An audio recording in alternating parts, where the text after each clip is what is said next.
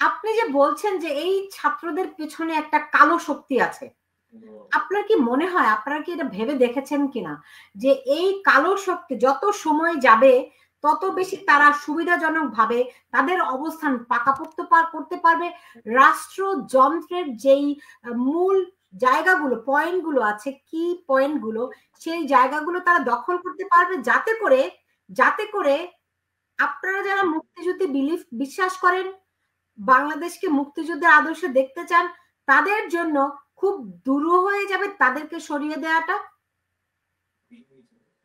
আমি যে কথাটা বলি, যতক্ষণ পর্যন্ত তারা ক্যামোফ্লেজ করতে পেরেছে, নিজেদেরকে রাগ ডাক করে আড়ালে রাখতে পারছে, ততক্ষণ পর্যন্ত কিছুটা সুবিধা তারা নিতে পারছে।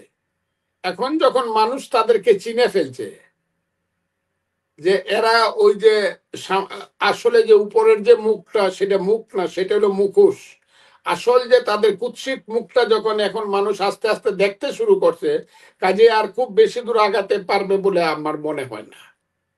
বাংলাদেশে থাকতে হলে মুক্তিযুদ্ধকে মেনেই থাকতে হবে, বাংলাদেশে থাকতে হলে বাংলাদেশের প্রতিষ্ঠাকে মেনেই থাকতে, বাস্তবতাকে মেনেই থাকতে হবে।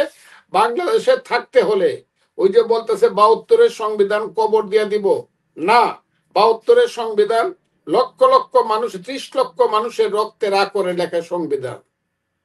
কাজেই যারা এটা ওই মুক্তিযুদ্ধের রাইফেল ছিল, এটার কলম আর মানুষের রক্ত ছিল, শহীদের রক্ত ছিল কালি। কাজেই ৭২-এর সংবিধানকে পট করে কবর দিয়ে নতুন করিয়া এই দেশে আবার তালেবান শাসন কায়েম করবে, ইম্পসিবল। এটার নাম হলো সুজলা সুফলা শস্য শ্যামলা সোনার বাংলাদেশ, বুঝতে হবে। কাজে এটা এত সহজ না। আপনি যেটা বলতেছেন যে তারা ইচ্ছা করলেই সবকিছু শক্তি অর্জন করতে পারবে, আমার বিশ্বাস মানুষ যেহেতু সজাগ হয়ে গেছে, বাড়ির মালিক যখন সজাগ হয়ে যায়, চোর কিন্তু ঘরে ঢুইকা চুরি করতে পারে না, আবার দৌড়াইয়া চলে যায়। এটা হলো আমার ধারণা। এখন ডক্টর ইউনূস তিনি এই কালো শক্তির সঙ্গে আছেন, এটা কি তিনি অনেক জ্ঞানী মানুষ, তিনি কি বুঝতে পারছেন না?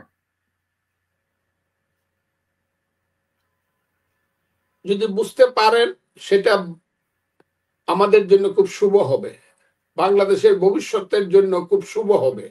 আর যদি বুঝতে না পারেন আমাদের জন্য দুর্ভাগ্যজনক। আর উনি যদি বুঝাও তাদের সাথে থাকেন তাহলে সেইটা হবে আরো বেশি দুর্ভাগ্যজনক। এটা কি শুধুই দুর্ভাগ্যের কথা বলছেন? এটা পরিণাম ভয়াবহ, পরিণাম হবে ভয়াবহ। আমি আপনাকে বললাম পরিণাম হবে ভয়াবহ। আমি তো বললাম যে আমি মুক্তিযুদ্ধে কোনোদিন একদিনের জন্য পেট ব্যথা করে, মাথা ব্যথা করে কইয়া রাইফেল থুয়ে যুদ্ধে যাই নাই, এমন কোনো ইতিহাস আমার ৯ মাসে নাই। কিন্তু এখন আমি বড় ভীত, এখন আমি বড় ভীত। শত্রু বড় লুক্কায়িত শত্রু, যারা মানুষকে ব্লাফ দিয়া এত বড় কাজ করে ফেলতে পারলো, তারা আর কি কি করবে এই ব্যাপারে আমি খুব শঙ্কায় আছি। আমি আপনাকে বললাম, তারপরে বললাম যে এখন মানুষ মোটামুটি আধা সজাগ হয়ে গেছে, আমরা সজাগ করার চেষ্টা করতেছি, মুক্তিযোদ্ধারা আমরা সজাগ করার চেষ্টা করতেছি। বস্তিওয়ালা জাগো, বস্তিওয়ালা জাগো।